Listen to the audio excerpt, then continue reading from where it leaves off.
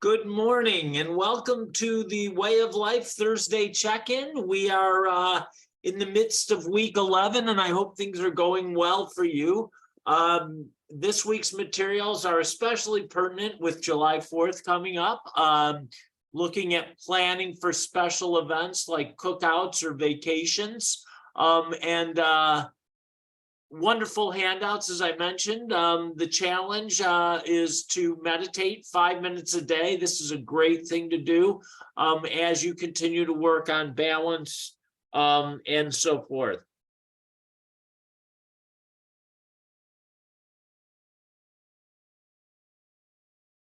Sorry, just putting my phone on Do Not Disturb.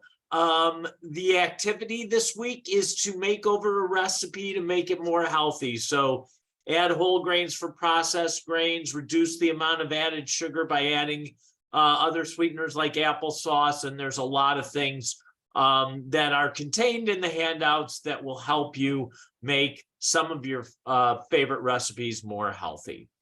Today, we're going to review and revisit the concept of balance, but finding balance in a different way. You know, I've talked a lot about balancing stress and relaxation, balancing food intake and calories burned. And today we're going to talk a little bit about role balance in your life. So when we talk about work-life balance, that is a state, an issue for a lot of people, especially in these busy times. When we think about our roles, if you think about who you are, you'll know that you really have multiple roles. You're a father, you're sometimes a son, a brother, a mentor, a friend, a volunteer, etc. So we all wear a lot of hats, and some of our hats or roles give us energy, some take, but most do both. And what we need to do is we need to find a balance for ourselves between satisfaction from life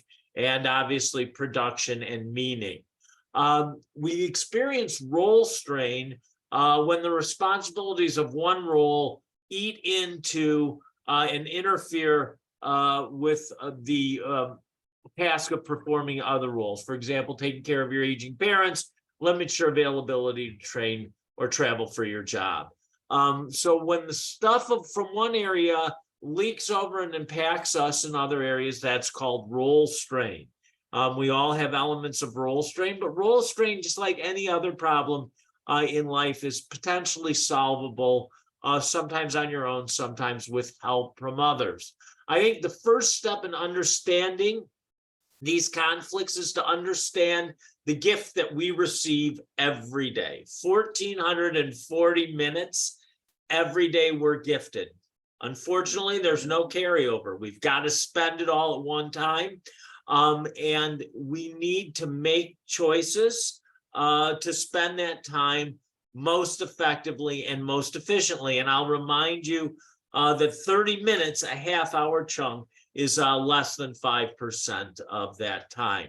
In order to use our time effectively, we need to clarify our values. I think sometimes it's helpful to understand our responsibilities and values, how they pertain, how our values pertain to our responsibilities by making a priority grid. And a priority grid just divides your roles and your functions into four quadrants based on urgency and importance. Things like, developing new habits and eating healthier, they need to be put on your priority grid. But again, we'd like to move those from urgent to non-urgent through things like planning and strategies like that. But again, you need to shift these values to match who you are and prioritize your values according to urgency, reward, and importance. So that's a very, very helpful step. Many life coaches will take you through an exercise like this to help you clarify your values and then set meaningful goals. Now, goals are important. They help us map out our lives and define how we use that 1,440 minutes.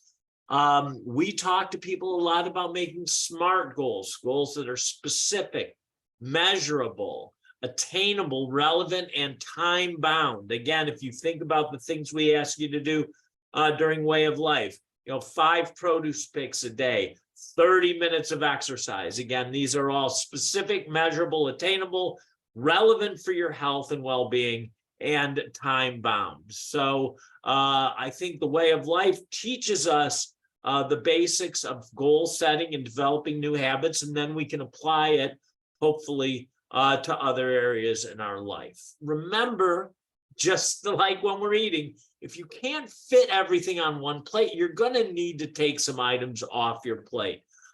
So again, as you prioritize, drop things that are less meaningful to you, are less important. Build times in your schedule for refueling. And I'm going to talk a little bit about ways to refuel throughout the day in a couple minutes. Learn to delegate. Again, being in control, and we'll talk about this, doesn't mean that you have to do everything. Cut yourself some slack. Oftentimes we forgive other loved ones in our lives when we're reluctant to forgive ourselves. So treat yourself as you would any other loved one, and cut yourself some slack. And remember, doing a little bit at a time is better than doing nothing at all. So when we do nothing, we begin to feel helpless and victimized. But when we're proactive, even with small steps, we can feel that feeling of satisfaction and accomplishment. Letting yourself go, understanding true control doesn't mean that you have to do everything yourself. Okay, let go and understand true control, which means, again, you can delegate, you can teach other people, you can trust other people. So we talk a lot about, meal planning, but meal planning can be a family activity. Meal planning can be an activity that's fun. We did that on our own when our kids were growing up, and we had supply chains and production lines for school lunches and vegetables for the week and things like that. Hold productive meetings both at work and at home. Remember, everybody is held to that 1,440 minutes a day. Make your meetings productive, have an agenda, make to-do lists. Know you will revise your to-do list as things come up, and understand that things happen in life that are sometimes outside of your control. So you have to be flexible.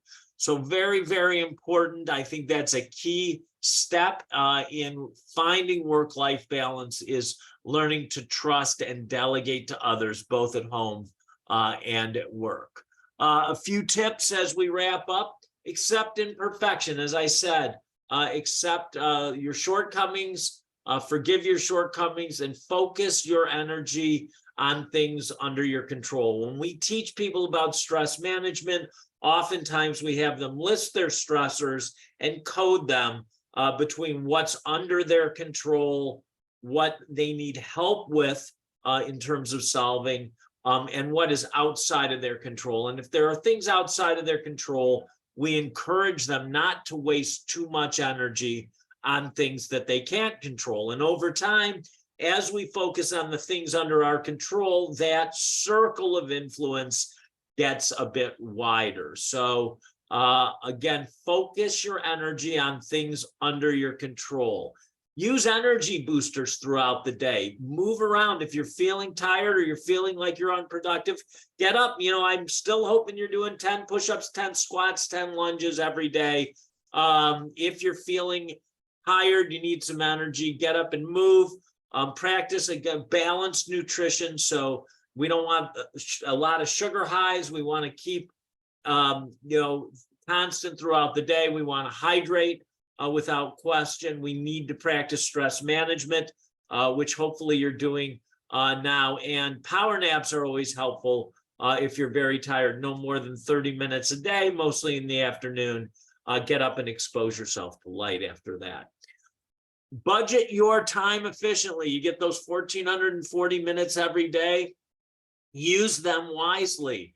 Focus your energies and concentration and be as productive as possible. Don't be afraid to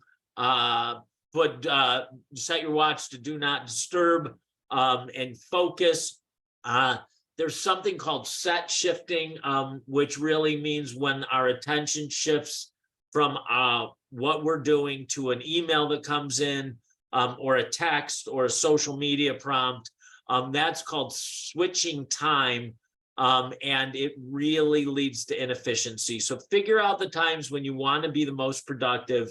Turn off or set up do not disturb on your devices. Set up a quick auto response on your email if you can, and use that time efficiently. Avoid time wasters like social media. Again, social media has some positive aspects. But if you're finding that you're spending too much time on it, and if you're doing it because you're afraid of missing something rather than getting enjoyment from it, that's a sign that things aren't going so well when it comes to certain time zappers. Other things, if you find yourself doing things and you feel somewhat out of control, whether it's eating alcohol, binging on TV, or obsessive worrying, if you really find that too much of that time is spent in those activities, make a plan to look for ways to spend your time in more appropriate ways. And sometimes that involves finding your purpose and focusing that time on your purpose. Again,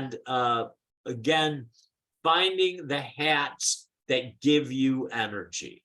Setting healthy boundaries, very, very important. Many people have trouble with this.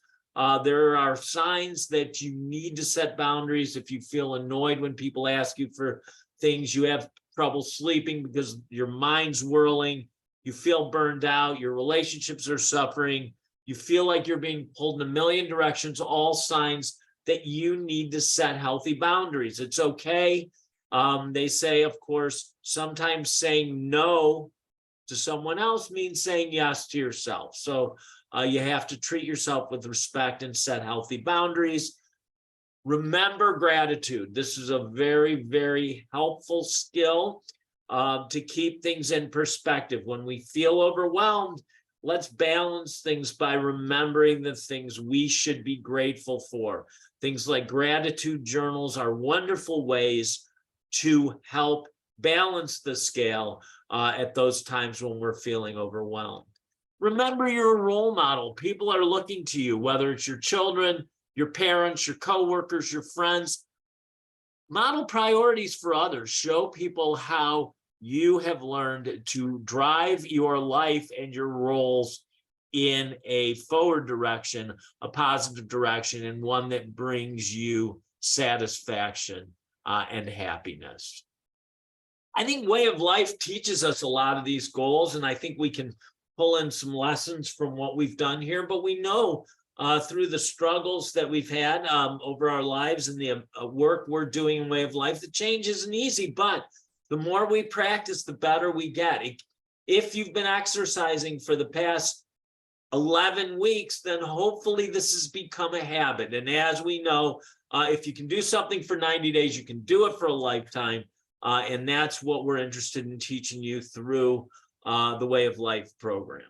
So if you feel overwhelmed, reach out to other people. I mean, I like the thought of reaching out to loved ones who want to offer us support.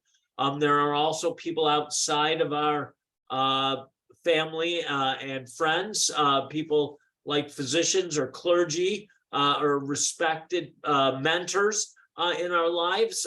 There are also things like employee assistance programs. Most of the people I'm talking to today have employee assistance programs available through work that offer support for a whole host of issues if you're feeling overwhelmed.